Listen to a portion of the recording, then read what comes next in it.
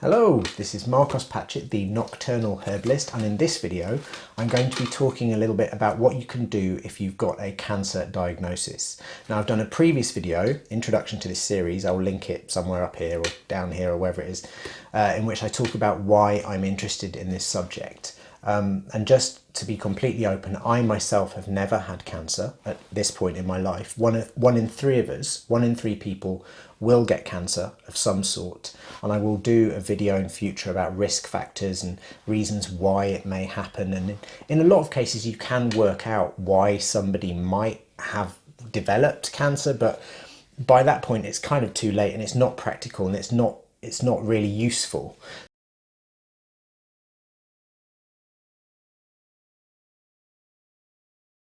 So in this video, hopefully what I'm going to be telling you are some useful things that you can do if you have a cancer diagnosis. And the title of this video, although it's called Don't Panic, I'm aware that some people may feel that that's sort of glib, and it's not intended to be glib. It's intended, what I mean by that is the first reaction that people have when they get a cancer diagnosis, because it's kind of terrifying, is that sort of deer in headlights, can't really think rationally reaction, which is quite normal and understandable, I think. And years ago I went to see a presentation, probably about 7 or 8 years ago now, maybe more, in Edinburgh by the complementary oncologist Chanchal Cabrera. She was brilliant, very technical, lots of technical info, and another medical herbalist called Fiona Burns, or Fiona Shakila Burns. And she's very interesting because she has had cancer twice. She had leukemia as a child, for which she was treated with chemotherapy, and then leukemia as an adult. And as a herbalist, what I really admire about her is she put her money where her mouth was, or her life where her ideology was, and treated herself entirely herbally. And got it into remission and is a survivor today. So, 30 years on, she had the second adult recurrence of leukemia, I think in her late 20s, early 30s. But anyway, the reason I'm mentioning that talk is Fiona Burns had a brilliant acronym, which was FEAR, which she said stands for Forgetting Every Available Resource, which is what happens when you're put into fear. First thing that happens when you get a cancer diagnosis. So the point there is that you have more resources at your fingertips than you're aware of. So some examples of those resources are, practically, you may have some money you can spend, and I'll come on to that in a moment in terms of wisely spending your money. Don't just go out and blow it on all the on supplements and stuff like that are advertised. Anyway, so money, you will have family members, you'll probably have people you know in your friendship circle, or in members of your family, or people who you may be connected to via Facebook or whatever, who have some expertise, who may be able to help you. So family and community support. And then there are different therapists you can access, maybe ones that you know, but also who, particularly if you live in a Western country, there's lots of different therapies you could use. So examples of that may be therapists, in terms of complementary therapists, in addition to oncologists and doctors, you will have therapists who will help you sort your mind out, like psychotherapists or hypnotherapists. Very important. I'll be going into that in future videos, because your state of mind can make a huge difference to your prognosis. Not just your attitude, but your deep-seated beliefs and reactions to things, because your mind directly influences your immune system, amongst other things. So anyway, that's very important. Second thing, diet, nutritionists and dietitians. Some of them you may be able to get through the hospital, but of course there are others that you can interact with and ask opinions from. In terms of medicine, like actual medicine that you take or receive, as well as your mainstream sort of oncologists and whatever, you've got herbalists like myself, and then the more left field, you've got homeopaths, or even more left field than that, shamans. And this is, although many of you may not be down with that, because with pharmaceutical medicine and with herbal medicine, there is a detectable, definable pharmacological action. With homeopathic medicine, and certainly with more magical medicine like shamanism, there there often isn't. With homeopathic medicines, for example, a lot of the time there is no detectable pharmacological activity. Nevertheless, I would say, even if you're being very materialist about it, those kind of medicines may be helpful because they work on, even if they're just placebo, they're recruiting the mind. And as I said a moment ago, anything that recruits one's subconscious belief systems can be enormously powerful. There's a brilliant book by Professor, I think it's Daniel Moerman, I may have mentioned it in other videos, I think it's called Meaning, Medicine and the Placebo Effect. I'll link it below, I'll link his work or whatever below, which is just a phenomenal read. It tells you just how powerful what we call the placebo effect really is, which is nothing more than the effect that the meaning of something can have on your body. So something like homeopathy, for example, is a wonderful complementary therapy to use in cancer. And I'm not a homeopath. I don't use homeopathy even, but I think it's wonderful from the point of view that if it can recruit your belief system, if you can engage with it, it's non-toxic. There's no pharmacological, it's not going to mess with anything pharmacological. So anyway, and then shamanism, but if you're not down with that, then just other resources that you may have, if you are religious, for example, maybe church groups or whatever, just asking people to pray for you, prayer, that kind of thing, because that is also recruiting the belief system. So it's just what's appropriate to your particular ideology and belief system. As long as it does no harm and actively encourages you and supports you, that's great. So anyway, those are just some examples of resources that you have available to you. So in terms of what I think you should do if you have a cancer diagnosis, first of all, don't panic because you have time. Most of the time, you have some time to make a decision. Now, there will, in terms of how to go forward and how to proceed with treatment. Now, very often when people get given a cancer diagnosis, they sort of feel like they're put on this conveyor belt moving towards a particular treatment. So, and they're sort of like, right, you've got your next biopsy on this date, and then we'll put you in for chemotherapy. It starts next week, and then you'll be on radiotherapy, and boom, boom, boom, boom, boom, and then before they know it, they're on a track. Now, that may well be the right option, but the point is most of the time you can take some time out, because here's the thing: by the time you get diagnosed with cancer, in a majority of cases, that cancer will have been in your body or that person's body for a number of years, undetectable, just growing quietly. So unless it's a life-endangering situation, like for example, there is a tumour in the brain that's pressing on blood vessels and could at any moment cause a stroke or some sort of brain damaging event, or you've got a tumour that's putting pressure on the heart, or something that might, basically a tumour that is in a dangerous position that it could cause a medical problem any moment, or it's a really rapidly growing, highly malignant, aggressive, spreading rapidly tumour that requires immediate treatment. Unless it's that, you've got a bit more time than you think. In other words, you can take a month, you can take a few weeks to get all your ducks in a row, to look into things, to put things together a bit. And I'm going to give you a template for doing that in a moment.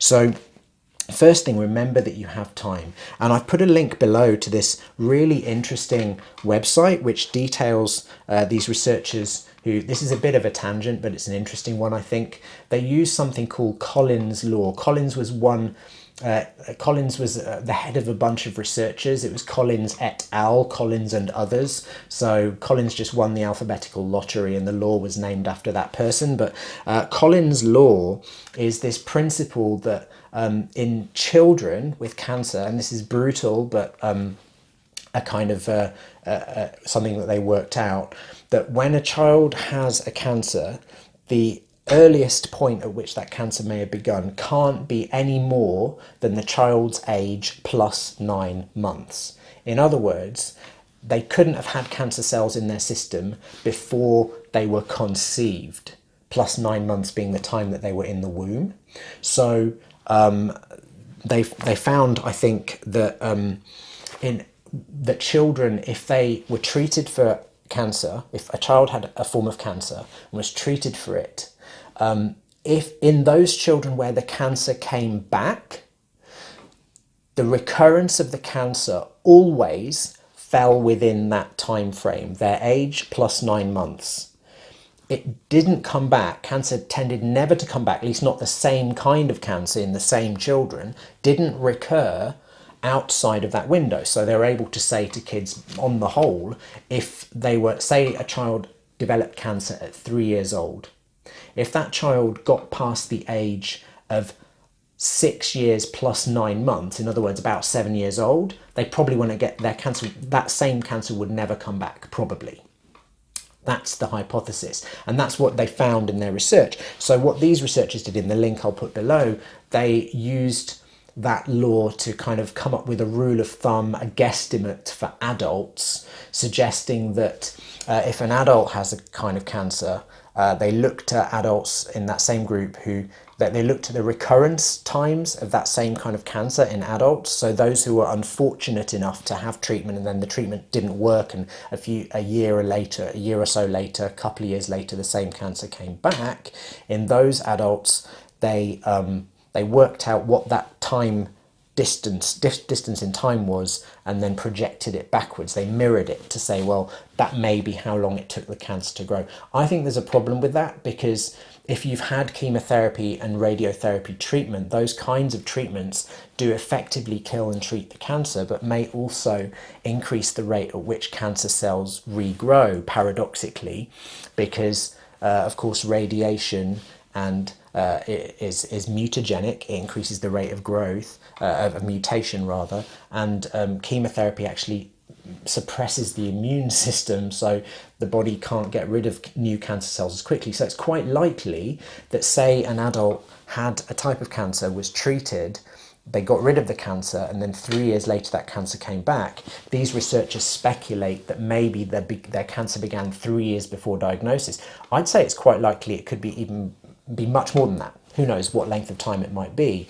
but maybe 6 years before that, because the rate of growth for the cancer to recur is probably going to be faster, because their immune system is going to be less good, or they would be exposed to more DNA damage as a result of the treatment they received. So, and none of this is to say that chemo is bad, and of course this research focused on the people who got whose cancer came back, not the people who survived. The aim of the purpose of me telling you this is that most cancers, if not all, I don't know, a majority of cancers would have been in the body for a long period of time before diagnosis. And that shouldn't be something that freaks you out. That should be something that encourages you to just relax a bit and think, okay, I have time to work this out and to work out the optimum way forward. Cancer is an age-associated phenomenon, and cells mutate when they're subjected to prolonged stress. I'll do another video about this at some point. But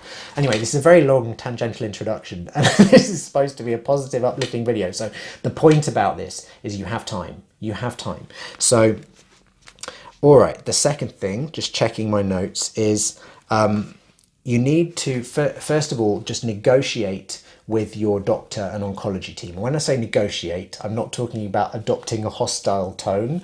I mean, just tell them, okay, I need, can I have a few weeks to to look into this and to put things in order. Be clear that you are not fobbing them, that you're not pushing them away, that you're not saying no to any treatment. Say you definitely want to, you want them to tell you everything they can about the treatments that they're offering, but that you'd like to make some appointments to speak to the oncologist or whatever in a couple of weeks. You basically need to set up a dialogue space. And if you feel like you've been railroaded into a treatment too soon, call them, speak to them and say, could I have another couple of weeks just to sort things out? And because the next thing you need to do is consult experts and prepare the right questions. So this is do your homework. Now, what I mean about the right questions here is you need to ask questions that freak you out and that make you scared, but that you need to know, because remember, knowledge is power, and without accurate knowledge you cannot make sensible decisions. Accurate knowledge doesn't guarantee that you'll make sensible decisions, but it makes them more likely. So the kinds of questions I'm talking about is just the hard questions. So with this cancer that I have, and the stage and grade of cancer that I have, and stage, notes, I always get these mixed up, so I have to check this. The stage is 0 to 4, and it's so 0, and this is how far it's spread. So if it's 0, it's still in one place, it's in situ, it's not moved, and 4, it's spread around the body, basically. So that's spread. And grade 1 to 3 is how well differentiated the cells are, and here lower grades are better.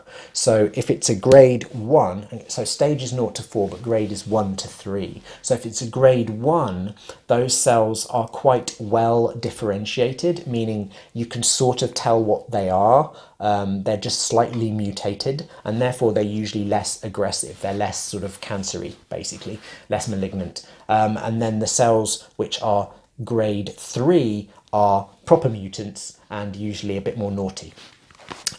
So you kind of want to ask, what stage and grade am I, if you haven't been told? What's the name of my cancer? What's the prognosis? And remember, a prognosis is not a specific prediction of outcome for you. It's a statistic. And remember, with every statistic, it's a bell curve. There are outliers. There are people who do less well and people who do exceptionally well on the outside of that curve. And your aim as somebody with a cancer diagnosis, or whoever has that diagnosis, is to be on that far side of that bell curve with the people who do really well. So remember that a prognosis is a guide to treatment, because the next question you're going to ask is, what treatments can you offer? What are the success rates of those treatments? And what side effects am I likely to get? And note down any medications that they tell you you'll be receiving. Note down any treatments they tell you you'll be receiving. Write everything down, and preferably, if you go to have an appointment, because this will usually be an appointment with your doctor or oncologist, take a friend with you, somebody who's got a brain and is awake and can write things down for you, and maybe ask questions to clarify. Because very often, if it's your diagnosis, you know, your brain's all scrambled sometimes. Even if you're a very intelligent person, you may not be thinking the most clearly. So it's good to take a friend with you who has your back and will ask those questions and ask for clarification. The point about this is it will enable you to choose treatment, and I'll say more about this in future videos. But say, for example, you have a type of, let's say, I don't know, breast cancer, and it's very well treated. They have a very high success rate. They've got low recurrence. They have a good 5-year survival rate. Because remember, when they talk about cure, you want to know, what are the parameters of that cure? So when you say cure, do you mean patients are surviving for more than 5 years? At what point do you stop checking whether that cancer has come back? Because, you know, statistics can be tricky. But the point is, the treatment may be very successful. But for some other types of cancer, if the treatment they have on offer isn't that effective, you need to say, well, what side effects will it engender? Because then you need to decide whether you even want to use that treatment or not. Because if it's a treatment with poor effectiveness and high side effects, there may be an argument for going down a fully alternative route for that particular kind of cancer. But I'll talk about this more in other videos, because that's a very contentious topic.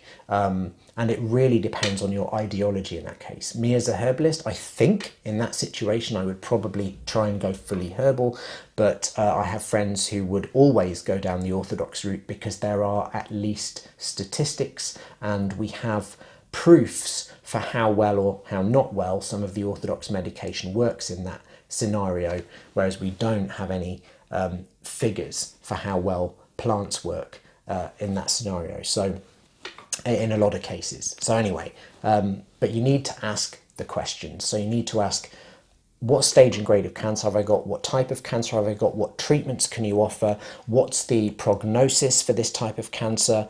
And then obviously, what can I do to improve my prognosis? What would your advice be? Everything. But just ask those hard questions, because if you the worst thing to do is to shut your eyes, bury your head in the sand, and just ignore stuff. So, number one. So you also want to ask, what is the prognosis without treatment? If I do nothing, what's the likely prognosis? So then you need to look into what treatments are available, both orthodox and complementary. Now, obviously, the internet is kind of a mixed use resource here, because it'll tell you all sorts of stuff, but what you really want to ask for is, if you're contacting anyone, you want to ask for not just testimonials, but what proofs can they offer that their treatment will be of benefit. And then really look at those critically. So references are good from other people. Obviously, if there are scientific trials or evidence, but you really want a friend or somebody who knows how to assess that evidence to check it out for you. If somebody's presenting you with scientific testimonial, get somebody with a science background to read it through and check it for you. Don't just take it, because even though I'm a big yogurt weaving hippie and I do astrology and I love magical stuff as well as scientific stuff, one of the things that really gets under my skin is when people use science language to sell something on false premises, i.e. what I mean by that is there's there's a scientific explanation which doesn't actually hold up, which doesn't match the product. So it's like people are trying to give something a veneer of authority, and I think if something has enough authority, it should stand up on its own. So something like astrology I love because it has a 5,000 year old tradition. It goes quite a long way back, and empirically I find it useful. I don't personally have a need to justify its mechanisms by any form of and it bothers me when people start saying it's electromagnetic waves or sunspots or something like that, because it doesn't really add up. Anyway, tangent, but the point is, always get any evidence that you can that a practitioner, that what they claim to be able to do, they can do. But references, other people, word of mouth referrals can be useful, particularly if it's somebody that you trust. Because, and I refer you back to Daniel Moerman's book on the placebo or meaning effect, which is hugely important. When a practitioner, and this goes for surgeons and doctors as well, when the practitioner or therapist is confident in what they do, that massively improves their results, far more so than whether the patient has confidence in the practitioner. I found that really interesting, because it's like, the whole thing about some surgeons having a huge ego and thinking they're God. That's probably really good for them being successful, because just the confidence that they impart to their patients that, yes, I'm going to sort you out, that really will help the patient's recovery far more than if the patient was recommended the surgeon, but the surgeon sort of came in all wringing his hands and, well, I don't know if it will help you. That would have a negative effect. Anyway, you get the point. So ask for proof and references, and if there are data or figures or anything like that, and get second opinions from other oncologists or other therapists, and speak to other professionals. So what help can they offer? What proof do they have that their therapy helps? And confidence on the behalf of the professional is always a good sign. It's not the only sign. You should check whether they can offer you proof or give you references or whatever, but it's a good sign, usually, all being well, depending. So what else to say? So the next thing would be to just draw up a plan. So draw up a plan of, once you've done that, once you've asked for time out, you've gone and spoken to your oncology team, your GP, the people who propose to treat you, asked the hard questions about the type of cancer you have, the type of treatments that are available, the side effects, the survival with and without treatment, got some statistics. When you've spoken to other professionals, you've looked into what other therapies might be available. And remember, I mentioned a few of them at the top of this video, like you've got therapies for the mind, like psychotherapy, hypnotherapy. You've got therapies for diet, like nutritionists and dietitians. You've got actual complementary medicines like homeopathy or herbalism or even shamanism. And then there are other treatments like acupuncture, osteopathy, massage that could all be helpful depending on what's going on physically and what you think would help. So take time then to draw up a plan, to assemble a team and draw up a plan. And then you can begin to move forward once you've done all that. So this was just a brief overview video.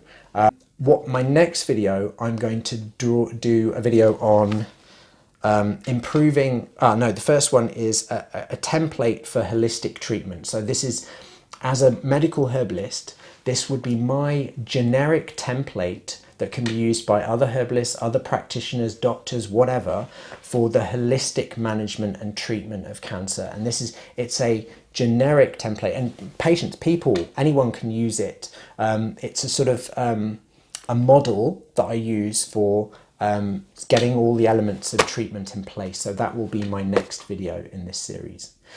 Anyway, I hope this has been good and comprehensible and understandable and helpful, and see you in the next video, hopefully. All right, bye.